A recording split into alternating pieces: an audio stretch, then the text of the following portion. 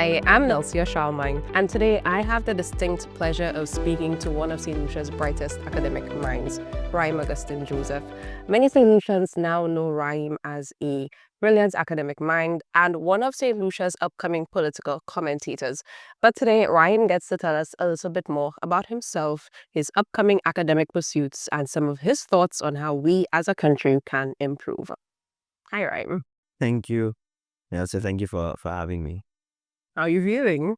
Well, I almost colloquially said I'm there, but I'm happy to be here. I'm happy to be home after long years of an academic journey, only starting obviously, but I'm happy to be here.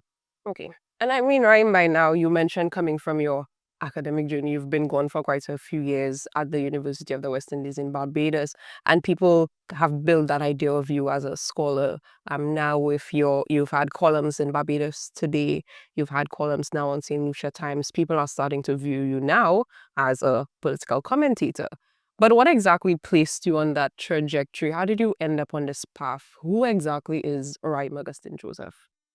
Thank you for that. I mean, every time I get the question, it sort of always takes me back to what is the beginning. And the truth is, Nelson, just like any other young boy in the community, I grew up in the rural parts of St. Lucia in Bexo. I mean, colloquially, once you pass Kalisa, it's country. So just like anybody else playing cricket and football and running around, attended the Otsa Combined School, which is really a stone's throw from my home. But the sort of instilling of values from very early within my family, who is sort of at this point probably a teaching family, mother, a teacher, grandmother, auntie, cousins, among all others, instilled already that education had to be the route to be able to improve the circumstances of your life. And that recognizing that you would not have grown into the socioeconomic bracket that would provide you with the best quality of life, unless you obviously pursue a path of education. So to that extent, that really was the beginning of an understanding of a value system of hard work and dedication, and sort of relentless pursuit of excellence. Coming from that, I was the only boy to go to St. Mary's College from the school, following as well a young boy the year before, sort of 1 a year type of situation. Of course, into the pressures of, if you're the only one within the community going to the St. Mary's College, there is always the high expectation.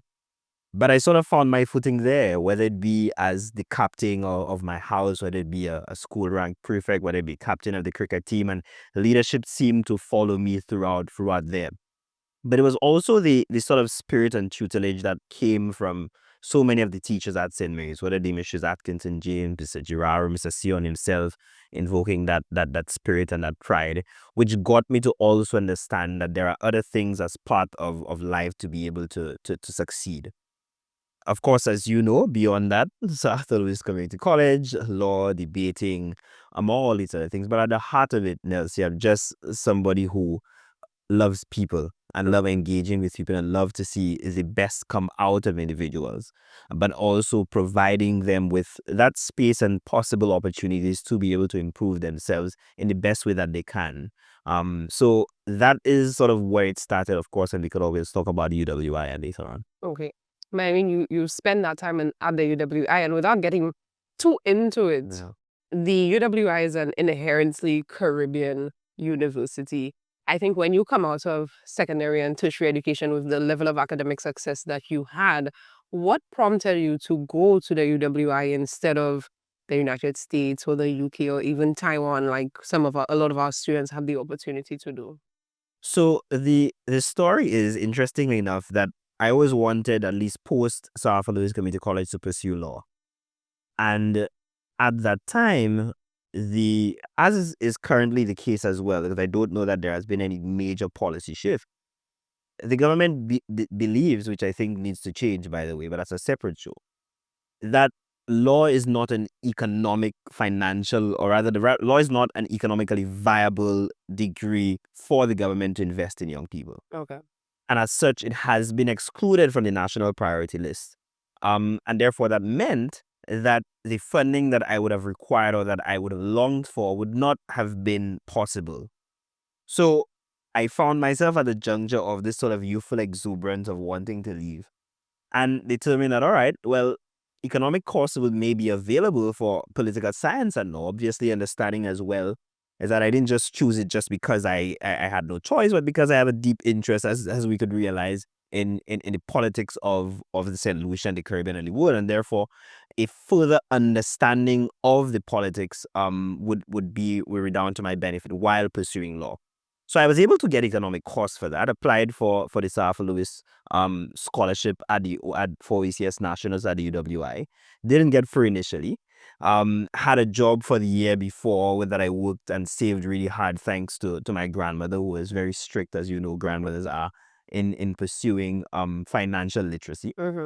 And then got to the school not knowing how I would fund past the first year, because the economic course would only cover a certain amount, and I was able to capture the scholarship, the Sir Arthur Lewis Award for ACS National. So that is how I sort of started off the political science and law journey, until after, when I was able, I guess, to be able to be receive the valedictorian, first class honors, among other things. Then I was able to transfer across thanks to a scholarship from the OS, sponsored by the government of St. Lucia as well, or endorsed by the government of St. Lucia, to be able to pursue law. So that is sort of the one and two. And the truth is, as you said, I could have. I don't know that I had the money then to be able to pursue the education in the UK or the US. So UWI may have been the best option. But also, happily enough, because it gives you that sort of rooted Caribbean education while still being global. Right. And I do think, and even myself as a student of the UWI, that as Caribbean students, that's kind of where we should be looking.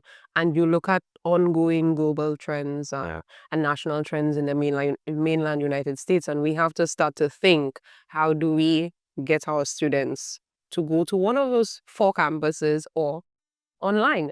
But I also want to ask you now, you went from only boy at Odsa to get to SMC to UWI valedictorian, and then you joined the cohort of recent valedictorians, Rahym Joseph and Vasiza, who have achieved that academic feat. How did that feel for you? And even if you have to take it from the context of 11, 12-year-old Rahym at the Odsa school. So obviously 11, 12 would never imagine that in 10 years that I would be essentially the valedictorian of any university, right? I mean, maybe if I sort of go back in hindsight and I read the report card which says talks a bit too much, not focused enough, then maybe that was the hint that they were giving. But it was an amazing opportunity, because for me it was humbling that my colleagues determined that among all of us, you best could represent our aspirations and our hopes and our dreams and our experiences within the UWI. So I felt really happy and honored to be able to sort of sit in this huge St. Lucian intellectual tradition of Rice and Yenva, and even intellectual tradition of academics, Professor Barajaz, Dr. Joseph, the late Hazel Simmons MacDonald, Miss Carew, all of the individuals who have sort of ensured that St. Lucianness is felt at the UWI campus. So yeah. So you've come from UWI, you've done UWI once, you've done UWI, and now we're going across the pond. And I really want to ask you, what influenced that decision? So is it that you wanted to become a Rhodes Scholar, or did you want to study at the school and then you decided to, this is my way of getting into the school? It's almost like a chicken and egg situation. So what came first? So the truth is also, I had stumbled on the scholarship many years ago, or continuously. Interestingly enough, I think the Star newspaper and others have this pop up all the time. But of course, you, just like any other pop up, you close the window. But also, I understood very then that these type of scholarships are almost at times unattainable, at least mentally then, because you look at the statistics and the acceptance rate of 1.7 and the 0.004, etc. And you understand that, that little boy me somewhere in St. Lucia, not necessarily seeing yourself as this global citizen. And of course, that's something mental that we have to rethink, that we're sort of better than nobody, but nobody's better than us. And that at that distinct time, a lot of individuals approached me, mentors and academics, who said, I think you should consider postgraduate studies at the Oxford University through the Rhodes Scholarship. I did knock it off a few times because I'm like, don't know that one, it is attainable, or two, that I'm ready for postgraduate studies. And the truth is, I'm very satisfied with going to law school and coming back and essentially utilizing the law degree that the people have paid for, in fact, Sure. for the scholarship, to be able to represent individuals to the best of my ability.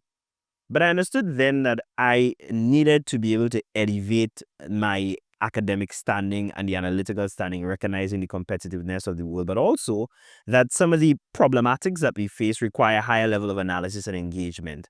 And therefore, I felt that the university may have been the best place to be able to do so. So, postgraduate studies came first mentally, with the Rhodes Scholarship as the conduit for it. And I was just sort of even more humbled to be able to be part of that very small grouping, to be able to receive it, but understanding that it requires a much larger mandate to be able to help people through it. That acceptance kind of rewires something in your brain when it comes to thinking that you can actually achieve certain things. And I'll give you an example. I had a friend who applied for a different Yeah. scholarship to study in the UK. Once twice didn't get through, and you kind of feel that maybe they don't want me, maybe I am not deserving of it as a small island person. But did it rewire something for you to make you feel that this is attainable and this is worth doing, that I deserve it? It did. And I'll tell you obviously that for the rigor of the application and the rigor of the interview and the rigor of the entire process, at times you get the daunting feeling that you've mentioned, that you may not be good enough, that the competition around the world may continue to be stiff, or that you don't have the type of stories that, let's say, somebody from India or Pakistan or any of the other countries in the world may have, or that you may just be sort of relegated to the corners and not given due consideration because you know of other individuals who have done it. But it required something in me and reminded me that, listen, you are from a country that has a rich intellectual tradition. We do. You are from a country with two Nobel laureates. You are from a country with so many academics and artists and Julian Alfred and Darren Samis and the Levin Spencers. And therefore, there is something within the DNA of the St. Lucian that can cause you to be able to achieve these things. But the problem is that we have not provided the type of mentorship and space and professional support for young people to make them understand that you can attain it too. That you don't have to sort of be satisfied with a day-to-day job that you've been in for 20 and 30 years, but you can see yourself sort of elevating. So you could start very well as a waiter within the hotel industry, but you could be the manager. And I don't know that we've done the type of heavy lifting and the type of encouragement and the type of systems to be able to ensure that young people can elevate to these positions. And therefore, that's where the mental daunting feeling comes in. But also, I don't know that we're telling the stories of the role models of young people well enough in this country. Whether it be Saint Lucia and the Grace, whether it be Desiree Long and being able and the confidence and having the ability to win both the Soca Monarch and the Calypso, whether it is Julian Alfred, whether it is Darren Sammy, I don't know that we're telling these stories sufficiently so that others can say, I can do that too. All right. And I agree. And even if you take it back and you distill it to an academic level, like you've mentioned earlier, and I think a lot of us do know, St. Lucia has a very, very powerful academic culture, but it doesn't get the same level of recognition as people who achieve feats in other sectors. And that's not to diminish any of the feats that people do accomplish, but it becomes important, especially now, especially where we're headed as a society, a global society, to impress upon young St. Lucians that this is possible for you. You look at the amount of Chevening and Commonwealth scholars that we have as a small state. There's a limit on how many Chevening scholars can come from the region at any one time. And you look at the number of St. Lucians every year, and it's really inspiring. So what it becomes now is having to put that in the faces of the young people and meet them where they are. So you start to erode very quickly and at a very young age that perception of that's not for me. That's not for me. Yeah. But now that you know that this is for you, you are heading to Oxford University for your postgraduate degree in law and public policy. Why the public policy part of it? So the truth is, I think law and public policy and politics, they all go hand in hand. People want to sort of make them into disparate, separate categories. The truth is, at times, I think in the region, notwithstanding the millions of studies and research that has happened on many public policy areas, I think at times we engage in knee-jerk reaction to public policy. We engage in anecdotal response, and I'm not knocking away the qualitative use, so to speak, of anecdotes, because who feels it knows it, and Right. therefore, to that extent, the person who feels it and the people who know it can influence the policy. But I don't know that we continue to do it in a sort of evidence-based way, in a research-focused way, in a way that gets people into the confidence to understand the politics of the public policy, the economics of the public policy, the foundations of public policy. And to that extent, I want to be able to understand it at that level, at a more analytical level, and to be able to influence the type of changes in so many of the public policy questions that we have, whether it be education, whether it be economic development, whether it be agriculture, whether it be climate change, whether it be youth development, and deal with some of these big ticket questions as to how we can frame our public policy within the context of a small island developing state, but also with very, very limited resources to be able to cause some of the changes that is required.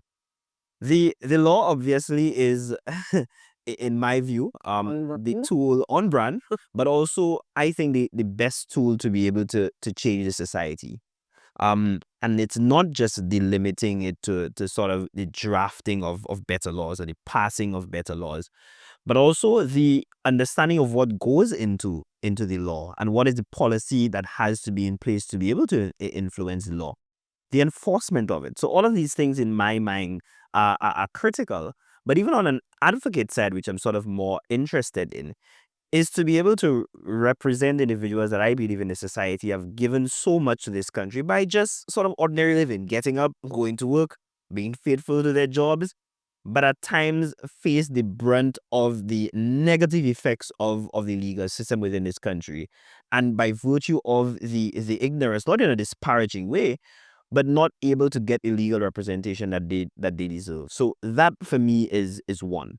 Obviously, the bread and butter issues and the bread and butter legal representation will always be at the front of my mind, whether it be property, whether it be domestic violence, whether it be just simple company incorporation, and essentially just representing individuals and making them happy with stellar representation. Because the truth is, Nelcia, this is really people's degree. In effect, they paid for it for the scholarship. And therefore, that is my way of paying it forward, at least in a strictly legal lens. And of course, we could always talk about the political commentary, which is on the side gig. But it is a side gig, but you could see an inherent passion for it, not just in St. Lucia, not just in Lucian politics, I mean, but across the region. And I think it's going to, and especially now going to the UK, where you kind of have a first-hand experience with a different Yeah. sort of mother of politics for what we have here in the region. How are you feeling about that? So excited, because I think my own political thoughts has to be influenced by a more regional and more global understanding of the political culture and the body politic. And therefore, I think that would give me some of the insights that are necessary to be able to continue to rethink and reshape some of my thoughts and refine some of them. So I'm sort of looking forward to the experience to sort of situate within British politics, and see how that can help me sort of rethink some of the things I think about St. Lucian politics, but also advance some of the other causes that I have already been advancing. So the truth is, going to the university will not make me any less a reparatory justice advocate. It'll not make me any less an individual who believe that we have to rethink our constitution and governance system and move away from the monarchy and become a parliamentary republic. It will not take away that in any way, shape, or form. Yeah, that is something Yeah. that comes up when St. Caribbean students go to study in the United Kingdom, Yeah. where you're leaving the baby Westminster system to go to the mother of it all. And how are people to be confident that your ideals will not be reshaped by those influences, and how will you remain an inherently Caribbean student? Those are real concerns. Yeah. These are real concerns when you go back to your former colonial master for an education, when we're trying to break away from the colonial reigns here in the Caribbean. What's your approach to that, and how do you plan on keeping yourself grounded in that sort of Caribbean academic education in the UK? So the the truth is, when I received this scholarship and I approached one of my mentors, um, Dr. Roddy Worrell from the UWI, who taught me history. He told me that which I already know, but it never left me. It will continue sticking with me. He said, listen, you could do all of the education overseas because it's imperative, because you need a global understanding to be able to solve Caribbean problems. Even while at times you still need a very native tradition, because really, the truth is nobody else can understand and solve our issues other than us. But he says, never forget the working people. And the truth is, you can always stay grounded once you're always cognizant of where you've come from, the values that have been instilled in you from where you've come from, and a very long understanding and passion to be able to help elevate individuals as part of the small locale that you are part of, not in a sort of going and turning their back away and sort of, the sort of famous colloquial get rich and switch. And you can stay grounded in my mind if you're always on the ground mentally, if you're always on the ground physically, if you're always looking back and saying that there is so much work to be done and that it cannot be done if one removes themselves or resides from the responsibility that they believe that they have. So these concerns are real, and I get it. And the truth is, even when I received the scholarship, someone asked me online, how do I reconcile the acceptance of this scholarship with my own views and understanding the individual who it is named after, Right. and whether in some way, shape, or form it is me adopting the namesake. And the truth is, that's not the case at all, because it is a conduit for which I can essentially still have the type of impact that I want to have. And really, it is just a method, and it doesn't take away from a very long list of scholars who, by the way, have had this scholarship and have even been more ardent and more revolutionary. Trevor Monroe from Jamaica, Professor Tracy Robinson from Jamaica. All of these individuals have stood in the vanguard of saying that we need a sort of more justice-oriented Caribbean, which is distinct and apart from what the individual that the scholarship is named after stood for. So it is a conduit for which, and not an acceptance of the namesake, but an understanding that a young person from Saint Lucia can receive a global scholarship, can go to some of the best universities in the UK and in the world, and still come back and say, I have a contribution to make. Okay, fair. And I think the people of Saint Lucia and the region will be keeping very close eyes on monitoring do that. And one of the things that stood out to me and I want to kind of pivot to is the mention of Caribbean problems. So when you do return, people are expecting for you now to contribute to the resolution of some of those Caribbean problems. And this is where I want to ask your opinion on something that we haven't really spoken about as a country, but is going to become very important. And it's, are the young people of St. Lucia prepared to take on the reins of the economy a few years from now when we achieve 50, 60, 70 years of independence? Are we ready to solve our own problems, or are we going to continue to be reliant on foreign direct investment, on calling in other people to come and solve our problems as a potential policymaker? Yeah, yeah. What are your thoughts on that?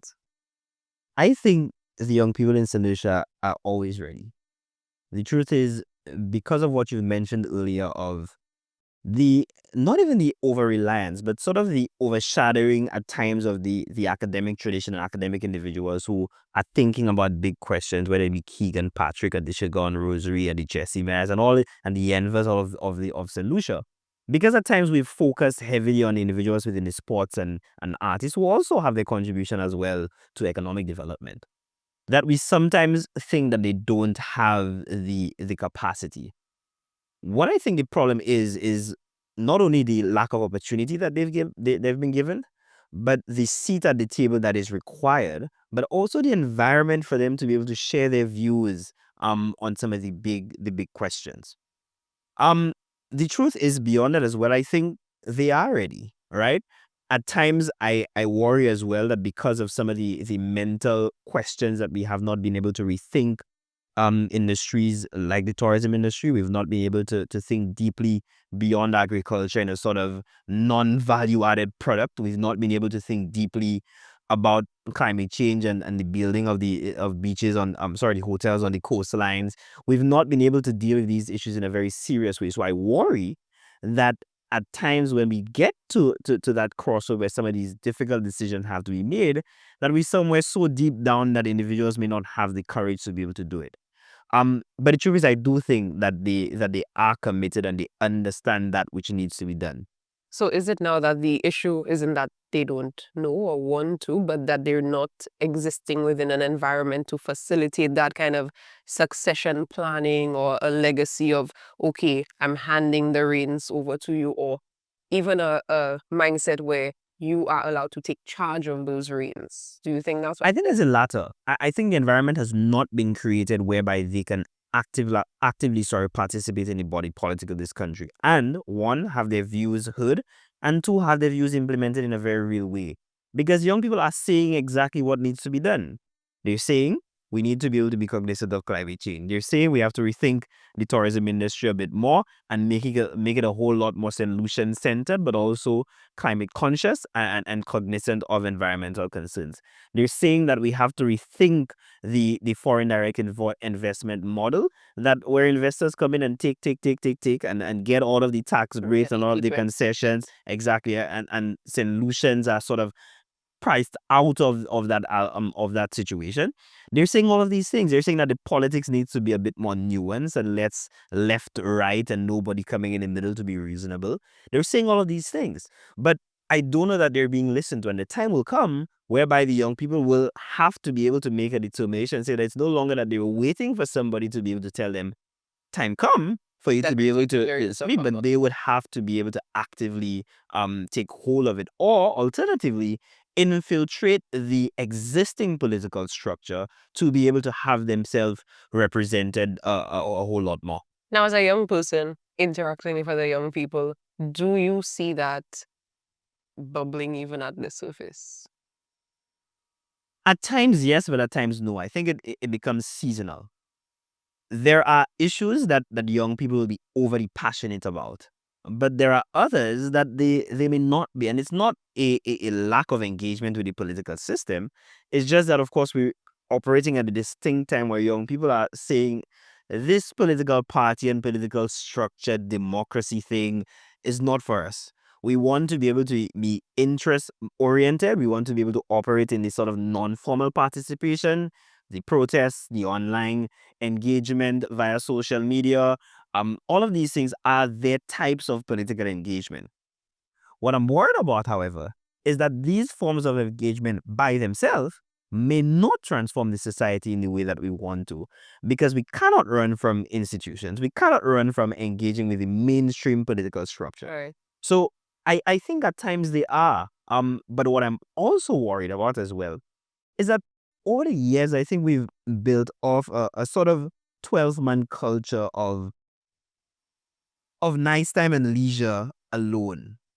And as such, we have not built out the proper spaces for young people to express themselves in a serious way.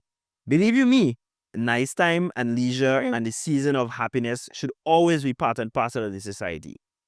But ask yourself on an afternoon, where do students go after school? And not necessarily only where do they go, but where is there for them to go? Well, is there a conversation about a lack of fun spaces? Yes. Yeah. But I mean, it's a question, brings forth the question of how do we step up as a people and who's responsible for engendering that change? If you are growing up in a culture where you are only politically minded, and I do not say political in a partisan sense of the word, but you're politically minded around election time, we're not going to progress. You're not going to have people as interested in public policy and interested in other matters of development as somebody like yourself is. So the question now really is, how do we empower young people to, one, want to stay in St. Lucia after their foreign education and contribute to their society in that way? And two, even wherever you are in the world, have that inkling in your mind that I need to keep abreast of what is happening in my country. I need to understand what changes need to be made, what direction we should be headed in to achieve that sort of economic independence that we haven't achieved now 46 years after achieving independence. What is even the first step in your mind towards that sort of empowerment? So for me, speaking about sort of young people going abroad, and believe me, I've had so many friends that I've had to encourage to be able to come back. And what they tell me very simply is, come back to do what? Mhm. Come back to go where? And Come back this to is not not just a where? solution. Yeah, exactly. So I think we have to create an environment whereby they want to come back and be able to receive jobs within, whether it be the public sector, the private sector, that they can utilize and enhance the skill set that they've received. At times I worry that within the sort of culture, which sometimes people could say is a humbling culture, but at times it could be a daunting one, that individuals will come back with the skill set required to be able to do some of the transformation. We sort of shun them because we believe that, hey, you feel you come back, you're smart, you're bright, you know better than everyone. I'm not saying that those who are arrogant do not need to face that humbling experience. But I think at times we do it too much. And there is a requirement on us as a people to understand that these individuals have invested the time and the energy to be able to think of some of the big questions and they have some ideas. So that's on one side. The other thing is also we have to, from very, very, very early, imbue a certain level of patriotism and love for Saint Lucia among young people across this country, such that they understand, one, what it means to be a Saint Lucian, two, that type of love and passion for their country, such that they feel that inclination to want to give back to their country. The third thing as well is enhancing the opportunities that we provide for them at the very state level that gives them that connection to the state to be able to want to come back. Right. So this idea of individuals of the older generation ad nauseum arguing about this lack of voluntarism and young people don't want to give back, which is a fair concern, but the time has come for us to sort of incentivize voluntarism. So individuals can go to the communities and engage in cleanups and tutor young children in primary schools, but why not a credit system in which they can receive some points that is commensurate with some money that they can pursue an education? And that way also, you are tying some of the national priorities that we need to what individuals need to study. So it's not free technocratic individuals who have not engaged with the population at large at all to say what are the types of careers that we want in this country within the next 20 and 30 years. Where is the world going? But also where is our country going? And to that extent, we are training or we are providing finances to individuals as well as all the other areas of individual passions, etc. But that these professions are the ones that are going to drive our country forward. And as such, we are going to fund individuals for these types of profession. And I think that too, by the way, can give individuals that inclination to be able to come back. It does. And it reminds me of a conversation I had actually not too long ago where there is a young man I know who's very interested in agriculture, a hybrid sort of agriculture, plants, doing things that I've never heard of, talking about equipment that I've never heard of. But you see him as a stalwart of what we're going to need when it comes to food security. And he talks about needing investment in the hundreds of thousands of dollars. And then you think to yourself, what is preventing central government from gifting him that money? Because his contribution now is going to be for the nation. Yeah. And that's kind of where we have to position ourselves when we're talking about development and who do we fund and how do we fund development and how do we look at development? What is missing? What are the gaps to fill? Or who is available to fill those gaps? Because you interact with young St. Lucians and you see that, like you say, they ask the big questions and some of them already have the big answers. And it's a matter of funding. It's a matter of access to education. We don't have the platforms here in St. Lucia, so you have to leave. Yeah. The question now is, how do you incentivize them? And it's a hypothetical question at this point. How do you incentivize them to return? Yeah. I also do think that we also have to think of returning in a sort of more in a greater way than we have in the past. So the idea of the bonding of students is all well and good, but we operate in a global and a regional and global environment, and the truth is Saint Lucian's making a contribution in Dominica and Saint Lucian's making a contribution in Grenada, etc., after pursuing their education, doesn't take away from the fact that they are contributing to this sort of wider OECS and regional project, and that should count for something as well, such that they will be making payments back to Saint Lucia, they will be sending monies to their families, they will be and helping out the country in a very real way. So it's not that we're preaching, so to speak, for this sort of only nativist tradition whereby individuals must come back at the first sight or the first plane at any international airport, but a sort of greater imbuing of the longing to come back. But at the same time, central government and others have to be able to create this sort of diaspora engagement across the world that encourages and, as you say, incentivizes individuals to be able to come back. Where are the professionals in Australia and the UK and America that I know want to give back to their country and who really most times don't want any money for it? But have we created an environment whereby they are encouraged to come back, and we're not seeing it in a way of these individuals coming and telling us what to do and that type of stuff? Yeah, and it's even more than that. It's even infrastructural things as well, because how do we build up our infrastructure if you're asking for people to want to return, Yeah. and potentially set up businesses and invite their professional friends and partners from overseas? To how do you attract them to more than the sea, sand, and Yeah. sun aspect of Saint Lucia? It creates a lot of questions. I think people listening may feel a little buoyed that you now pursuing this will come back with some of those big answers for those big questions. Have those big conversations with other people who are thinking the same way, and perhaps put us on a little bit of a more defined trajectory when it comes to our economic independence. We are young people, we interact with young people, and we see the potential. And now it is a matter of developing that empowering environment to get us going and have us in a stronger place in the next 4, 10, 15 years as an independent Saint Lucia. So I think this was a very enlightening conversation. I think we learned a lot about who you are, what is pushing you, what people can expect when you come from getting their level. I'm very thankful for you for participating in this conversation, sharing your views. Hopefully some young people listen to it and think in their minds, I too can accomplish such a feat. My dreams are realistic and I'm ready to make a difference in my country. So, any closing thoughts?